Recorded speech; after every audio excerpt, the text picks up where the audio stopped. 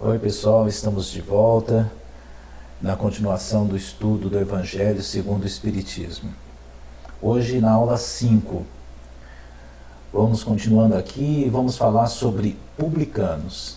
Eram assim chamados na antiga Roma os cavaleiros arredatários das taxas públicas, incumbidos da cobrança dos impostos e das rendas de toda a espécie, quer em Roma mesma, quer nas outras partes do Império. Eram como os arrendatários gerais e arrematadores de taxas do antigo regime na França, e que ainda existem em algumas regiões. Os riscos a que estavam sujeitos faziam que os olhos se fechassem para as riquezas que muitas vezes adquiriam e que da parte de alguns eram frutos de exações e de lucros escandalosos. O nome de publicano se estendeu mais tarde a todos os que superintendiam os dinheiros públicos e aos agentes subalternos. Hoje esse termo se emprega em sentido pejorativo para designar os financistas e os agentes pouco escrupulosos de negócios. Disse, por vezes, ávido como um publicano, rico como um publicano, com referência às riquezas de mau quilate, ou seja, as riquezas de origem desonesta. Para quem tiver alguma dificuldade para acompanhar, caso queira acompanhar também pelo Evangelho, estamos na página 15 do Evangelho. Então, os publicanos, na verdade, eram os arrecadadores de impostos. Era como se fossem os fiscais da Receita Federal. E o que nós temos, ou que a grande maioria das pessoas tem hoje pelos políticos, as pessoas tinham na época pelos publicanos. Porque, na época, pela forma de trabalho dos publicanos, eles arrecadavam mais do que deveriam, né? Tá aquela história lá, o Zaqueu era um publicano, né? Que ele subiu na árvore, porque ele era baixinho, e ele gostaria de ver Jesus passando, e ele não conseguia ver pela baixa estatura. Então ele subiu na árvore, e quando Jesus estava passando, Jesus o chamou, o que o surpreendeu muito, já que ele era um publicano, né? E Jesus informou que ele gostaria de visitar a casa de Zaqueu, o que deixou Zaqueu profundamente constrangido, e ele prometeu devolver metade dos bens que ele tinha, que foi fruto desse trabalho como publicano. Continuando, de toda a dominação romana, o imposto foi o que os judeus mais dificilmente aceitaram e o que mais irritação causou entre eles. Daí nasceram várias revoltas, fazendo-se do caso uma questão religiosa, por ser considerada contrária à lei. Constituiu-se mesmo um partido poderoso, a cuja frente se pôs um certo Judá, apelidado o Gaulonita, tendo por princípio o não pagamento do imposto. Os judeus, pois, abominavam o imposto, e como consequência, todos os que eram encarregados de arrecadá-lo, donde a aversão que votavam aos publicanos de todas as categorias, entre os quais podiam encontrar-se pessoas muito estimáveis, mas que, em virtude das suas funções, eram desprezadas. Assim como os que com elas mantinham relações, os quais vinham atingidos pela mesma reprovação. Os judeus de destaque consideravam um comprometimento ter com eles intimidade. Então não era, como o texto coloca, uma coisa boa ser amigo de publicano, né? Eles tinham uma imagem muito negativa, como aqui o texto coloca. De toda a dominação romana, o imposto foi o que os judeus mais dificilmente aceitaram, e quem cobrava o imposto eram os publicanos. Muitas revoltas surgiram na época, inclusive o surgimento de um partido poderoso liderado por um certo Judá, que defendia, o princípio desse partido era o não pagamento do imposto. Como na outra aula eu coloquei a questão do Robin Hood, Ele não roubava dos ricos e dava aos pobres. Ele tomava o dinheiro dos poderosos que foi levado como tributo. Então ele não tinha problema com os ricos, ele tinha problema com os impostos que eram cobrados de forma muito exacerbada. Então, como o texto coloca aqui, o Judá, ele cria então, com um grupo de pessoas, um movimento contra o pagamento desses impostos. É claro que havia sim pessoas honestas, assim como os políticos, existem pessoas honestas e pessoas estimáveis, como diz o texto. Mas o fato de andar ao lado de pessoas que tinham esse estigma não era bem visto. Então as pessoas evitavam ficar próximas dos publicanos. Portageiros eram os arrecadadores de baixa categoria, incumbidos da cobrança dos direitos de entrada nas cidades. Suas funções correspondiam mais ou menos a dos empregados de alfândega e recebedores dos direitos de barreira. Compartilhavam da repulsa sobre os publicanos em geral. Essa é a razão por que no Evangelho se depara frequentemente com a palavra publicano, ao lado da expressão gente de má vida. Tal qualificação não implicava a de debochados ou vagabundos. Era um termo de desprezo, sinônimo de gente de má companhia, gente indigna de conviver com pessoas distintas. Então os portageiros eram os alfandegários de hoje em dia. Eles cobravam impostos de alfândega. São pessoas também que não eram vistas de uma forma muito positiva, assim como os publicanos. Havia uma relação de distanciamento desse tipo de pessoa, porque o fato deles terem como função cobrar impostos, eles ficavam um pouco, de certa forma, isolados na sociedade. Fariseus, do hebreu parush, divisão, separação. A tradição constituía parte importante da teologia dos judeus. Consistia numa compilação das interpretações sucessivamente dadas ao sentido das Escrituras e tornadas artigos de dogma. Constituía entre os doutores assunto de discussões intermináveis, as mais das vezes sobre umas simples questões de palavras ou de formas, nos gêneros das disputas teológicas e das sutilezas da escolástica da Idade Média. Daí nasceram diferentes seitas, cada uma das quais pretendia ter o monopólio da verdade, detestando-se umas às outras, como sói acontecer, como costumava acontecer. Como costuma acontecer até hoje, né? Depois a gente conversa melhor sobre essa parte. Entre essas seitas, a mais influente era dos fariseus, que teve por chefe Hilel, doutor judeu nascido na Babilônia, fundador de uma escola célebre onde se ensinava que só se devia depositar fé nas Escrituras. Sua origem remonta a 180 ou 200 anos antes de Jesus Cristo. Os fariseus, em diversas épocas, foram perseguidos, especialmente sob Hircano, soberano pontífice e rei dos judeus, Aristóbulo e Alexandre, rei da Síria.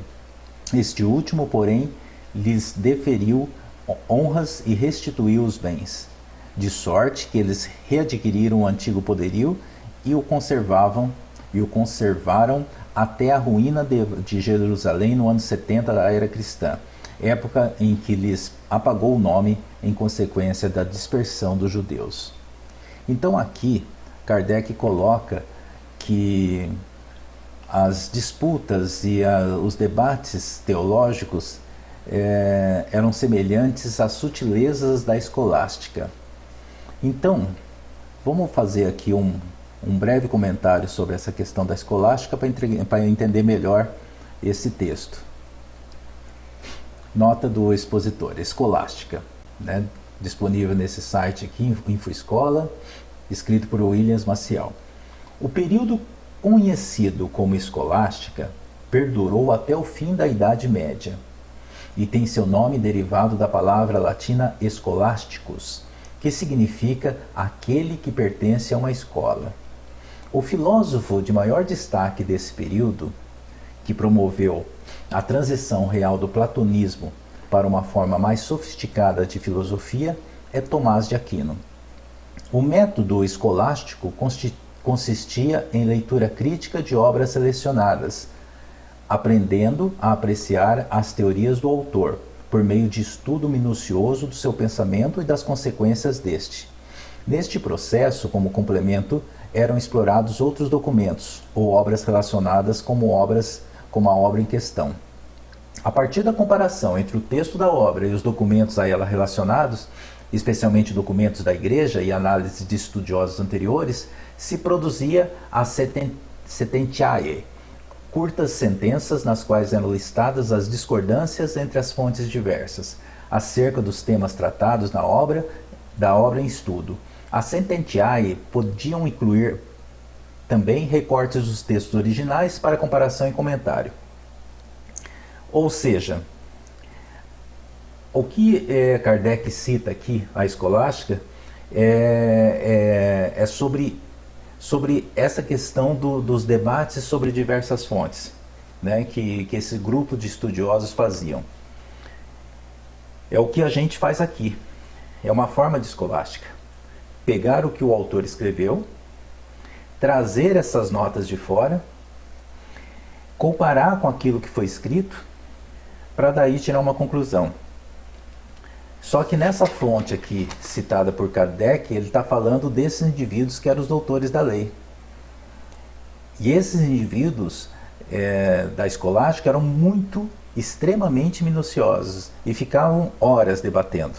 E quando ele compara essa postura deles com os fariseus, porque a escolástica veio bem depois, ele está colocando e comparando como que era o critério dos estudos deles. Então vamos voltar lá. Dessa forma eu acho que fica um pouco mais fácil para entender.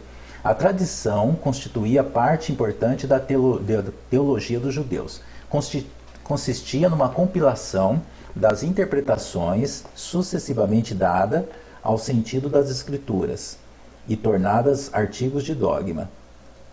Constituía entre os doutores assunto de discussões intermináveis, as mais das vezes sobre simples questões de palavras ou de formas, no gênero da disputa teológica e das sutilezas da escola escolástica. Daí nasceram diferentes seitas, cada uma das quais pretendia ter o monopólio da verdade, detestando-se umas às outras, como costuma acontecer. Então, aquilo que eles enxergavam nas escrituras, eles interpretavam de acordo com os interesses deles. Claro, né? Porque, por exemplo, você tem uma tradução aqui, outra ali, e em cima disso você vai traçando as interpretações e, consequentemente, seus dogmas. E aí vão surgindo, digamos assim, as opiniões. E quando surgem opiniões diferentes, vão surgindo partidos, seitas, cada uma com seu ponto de vista. Ou seja, você aprofunda muito, você estuda minuciosamente alguma coisa e vai extraindo opinião. Uma opinião própria sobre isso. E aí que a gente está falando de estudiosos, ou seja, um estudioso tinha uma opinião própria sobre uma coisa, o outro estudioso tinha outra opinião. É o que acontecia, foi aí, dessa forma que começou a surgir diferentes seitas. Quando a gente lembra o domínio imposto pela Igreja, ela só existiu porque as pessoas não questionavam. Lá no início, os padres fazendo missa em latim, as pessoas não tinham nem acesso à Bíblia, e se tivesse o acesso, não saberiam também o que estava escrito, porque eles não entendiam latim. Ouviam o padre falando uma língua que não entendiam, e só diziam amém. Por isso que surgiu a frase, fala amém para tudo. Então por isso que ocorreu esse domínio, e a igreja foi tornando essa religião poderosíssima. Por quê? Porque as pessoas não questionavam. A partir do momento que as pessoas começam a questionar, como esse parágrafo aqui coloca, a partir do momento que elas começam a questionar, vão percebendo que isso pode ser interpretado de outra forma. Que isso pode ser uma parábola, que isso pode ser uma metáfora, aí começa a ter os conflitos, começam a ter a cisão. E hoje, por causa dessas cisões que ocorreram há milhares de anos atrás, hoje a gente não dá para contar o número de religiões que existe no mundo. Mas vamos em frente. Tomavam parte ativa nas controvérsias religiosas. Servis cumpridores das práticas exteriores do culto e das cerimônias, cheio de um zelo ardente de proselitismo, inimigos dos inovadores, afetavam grande severidade de princípios, mas sob as aparências de meticulosa devoção, ocultavam costumes dissolutos, muito orgulho e, acima de tudo, excessiva ânsia de dominação. Tinham a religião mais como meio de chegarem aos seus fins do que como objeto de fé sincera. Da virtude nada possuíam, além das exterioridades e da ostentação. Entretanto, por umas e outras exerciam grande influência sobre o povo, a cujos olhos passavam por santas criaturas. Daí os serem muito poderosos em Jerusalém. Acreditavam, ou pelo menos fingiam acreditar na providência, na imortalidade da alma, na eternidade das penas e na ressurreição dos mortos. Isso aqui está no capítulo 4 do Evangelho, no item 4. Jesus, que prezava sobretudo a simplicidade e as qualidades da alma, que na lei preferia o espírito, que vivifica, à letra, que mata, se aplicou durante toda a sua missão a lhes desmascarar a hipocrisia, pelo que tinha neles encarniçados inimigos. Essa a razão por que se ligaram aos príncipes dos sacerdotes para amotinar contra ele o povo e eliminá-lo. Então ali em cima no texto fala de proselitismo, que é o empenho de tentar convencer uma ou várias pessoas em prol de determinada causa, doutrina, ideologia ou religião. Então, quem eram os fariseus? Os fariseus eram indivíduos que se preocupavam mais com a forma do que com o conteúdo. O ritual era mais importante do que aquilo que estava sendo feito. Conheço pessoas que comentam de determinadas igrejas que as pessoas têm aquele momento de fazer a doação do dízimo. Existem pessoas que gostam de demonstrar claramente aquilo que está sendo doado. E brincam até, falam que a pessoa tem velcro na carteira, né? Que faz aquele barulho para abrir, para mostrar que está doando. Então é claro que isso aí é algo pejorativo, é uma piada interna, mas significa que é uma pessoa que está muito mais preocupada com a aparência do que qualquer coisa. Ela não está doando, por exemplo, R$50 como dízimo, como uma forma de agradecimento a todas as bênçãos que recebeu. Ele está doando R$50 para mostrar que está doando R$50. Então essa era a postura dos fariseus, que se preocupavam em agir mais de uma forma ritualística do que como as coisas deveriam acontecer de fato, né? Agora eu pergunto a vocês, existem fariseus nos dias de hoje? É algo a se refletir, né? Eu estou falando na questão comportamental, não de ideologia, obviamente.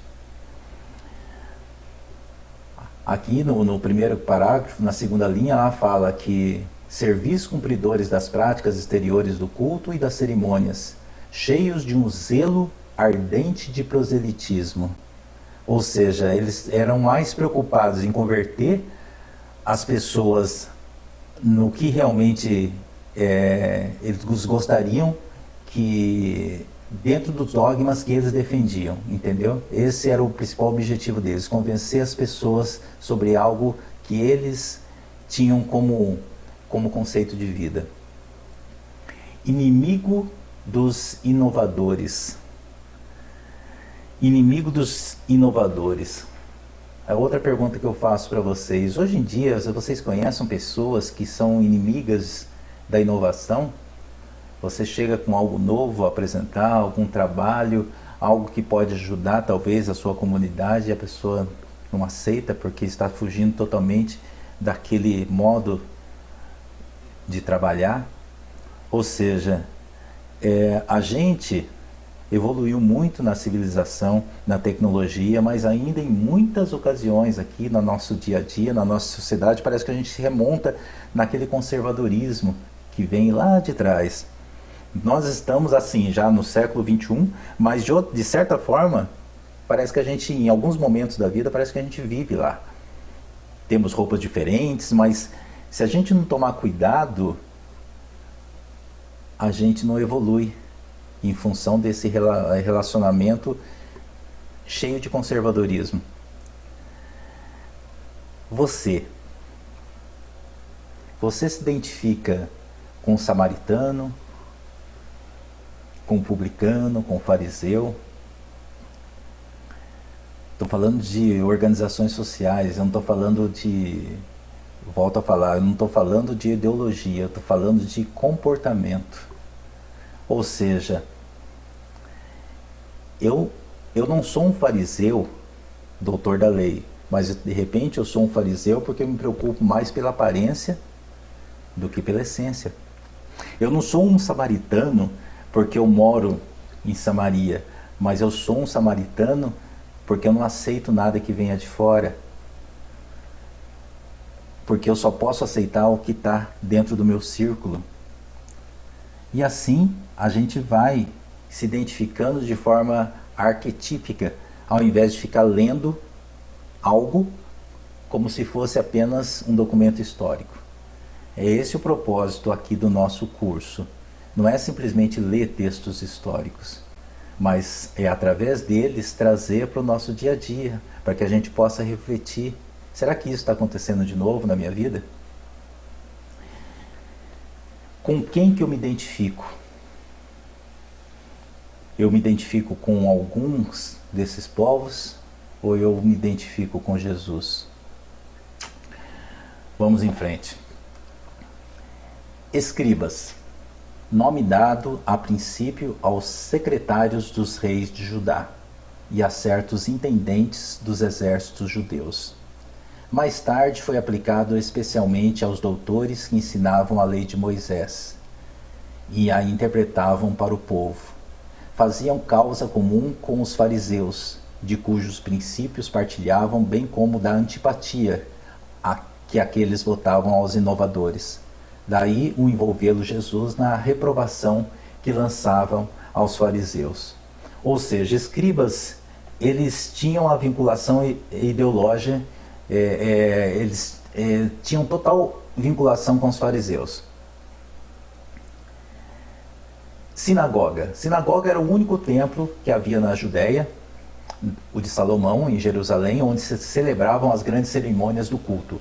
Os judeus todos os anos lá iam em peregrinação para as festas principais, como os da Páscoa, da Dedicação e dos Tabernáculos. Por ocasião dessas festas é que Jesus também costumava ir lá. As outras cidades não possuíam templos, mas apenas sinagogas. Edifícios onde os judeus se reuniam aos sábados para fazer preces públicas sob a chefia dos anciães, dos escribas ou doutores da lei. Nelas também se realizavam leituras dos livros sagrados, seguidas de explicações e comentários, atividades das quais qualquer pessoa podia participar. Por isso é que Jesus, sem ser sacerdote, ensinava aos sábados nas sinagogas. Desde a ruína de Jerusalém e a dispersão dos judeus, as sinagogas nas cidades por eles habitadas servem-lhe de templos para a celebração do culto. Saduceus. Saduceus é uma seita judia que se formou por volta do ano 248 antes de Jesus Cristo e cujo nome lhe veio Sadoc, seu fundador. Não criam na imortalidade, nem na ressurreição, nem nos anjos bons e maus. Entretanto, criam em Deus, nada porém esperando após a morte, só o serviam tendo em vista recompensas temporais aos que, segundo eles, se limitava a providência divina. Assim pensando, tinham a satisfação dos sentidos físicos por objetivo essencial da vida. Quanto às escrituras, atinham-se ao texto da lei antiga. Não admitiam a tradição nem interpretações quaisquer. Colocavam as boas obras e a observância pura e simples da lei acima das práticas exteriores do culto. Eram, como se vê, os materialistas, os deístas e os sensualistas da época. Seita pouco numerosa, mas que contava em seu seio importantes personagens e se tornou um partido político oposto constantemente aos fariseus. Então, resumindo, os saduceus foi fundado por Sadoc, possuíam uma visão muito materialista da vida, não acreditavam na imortalidade, acreditavam apenas em Deus, ponto.